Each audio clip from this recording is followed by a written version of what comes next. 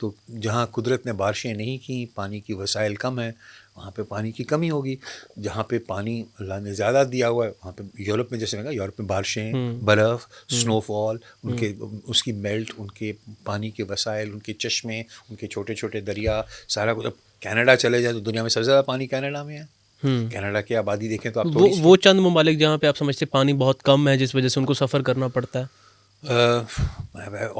اس طرح میرے ذہن میں تو نہیں ہے، لیکن افریقہ لیکن سارے اس میں جیسے ہم بھی ان میں ہیں، ہم بھی انہیں ہیں. میں. افغانستان ہے، ایران میں آپ دیکھ لو، ایران میں وہ تہران میں پینے کے لیے پانی نہیں ہے. تہران سے لوگ ابھی جو ان کو کہا گیا کہ نقل مکانی کرو. اس حوالے ہمارے سے کوئٹہ میں پانی نہیں ہے. ہمارے مطلب ہے آپ کیا آپ کے سننے والوں میں کراچی میں بہت سارے لوگ بیٹھے ہوں گے، کیا ان کو آرام سے پانی مل جاتا ہے؟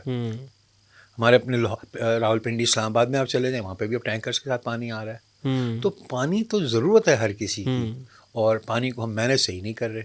اچھا، اس میں بین الاقوامی سطح پر جو ٹریٹیز ہیں خاص طور پہ جو اس چیزوں کو ریگولیٹ کرتی ہیں، ہم کہتے ہیں ہیومن رائٹس ٹریٹیز ہیں، واٹر کے حوالے سے بھی ہوں گی بہت ساری، بہت ساری. تو وہ ان چیزوں کو کیا وہ دیکھ رہی ہوتی ہیں کہ کیا کس ملک میں کتنا پانی، کیا سچویشن بن رہی ہے؟ یہ مختلف وقتوں پہ یہ ٹریٹیز ہوتی رہی ہیں، اور مطلب بڑے بڑے جو Mekong delta, Vietnam, Cambodia, Thailand, China, ان کے درمیان ہے.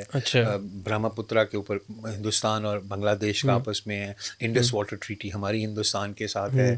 افغانستان کی آمو دریا کے اوپر ان کے جو ناردرن وہ ہیں ملک ہیں، تاجکستان، ازبکستان وغیرہ، ان کے ساتھ ہیں. ان کی اسی طرح ایران کے ساتھ ہیں. افغانستان سے جو دریا بہہ کے جاتے ہیں، چھوٹے اتنے بڑے دریا نہیں ہیں جتنے بڑے ہمارے دریا ہیں، لیکن ہیں. نائل کے اوپر دیکھ لیں، وہ اتنا بڑا ایک وہ دریا ہے، اتنے سارے ملکوں میں سے گزرتا ہے.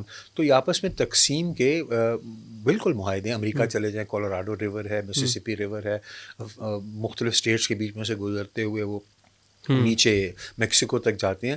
تو پانی کی تقسیم کے تو معاہدے دنیا میں بہت جگہ پہ ہیں، اور ان میں آپ رولز اور پرنسپل سیٹ کر لیتے ہو نا کہ اس پانی کو تقسیم کیسے کرنا ہے، ٹھیک ہے، تو اس کے ساتھ چلتے رہتے ہیں. اچھا، پولوشن ایک ایسا مسئلہ ہے جو ایئر پولوشن کی بات کرتے ہیں ہم، دوسری پولوشنس کی بھی بات کرتے ہیں، لیکن واٹر پولوشن بھی ایک سب سے بڑا مسئلہ ہے. بہت زیادہ.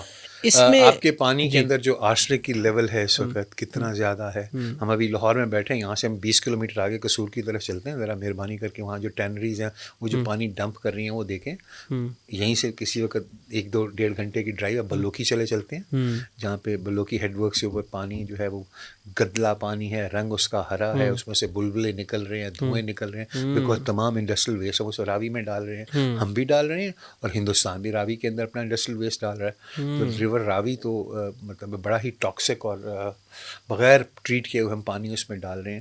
لیکن پھر وہ یہ نا کہ ہم نے ان چیزوں پہ وہ توجہ نہیں چیزوں میں دینی چاہیے تھی. ہم اگر اپنے قانون دیکھیں تو ہمارے قانون یہ موجود ہیں کہ پانی کو اگر آپ نہر، بڑی کیا مثال دے رہے ہیں، آپ دیہات میں چلیں جی، وہاں پہ آج کل جو ہے مطلب ہے گھروں کے گٹر جو ہیں وہ نہروں میں جا رہے ہیں نا. بالکل بالکل ایسے ہی ہے. تو سر شہروں میں بھی تو اس طریقے سے ہو گیا. میں تو وہی تو کہہ رہا ہوں، شہروں کی تو مثال دے، ہر اسی لاہور کی کینال کو دیکھ لیں، بالکل کینال کو دیکھ لیں. تو اب یہ جو مسئلہ ہے ایک یہ تو ہے.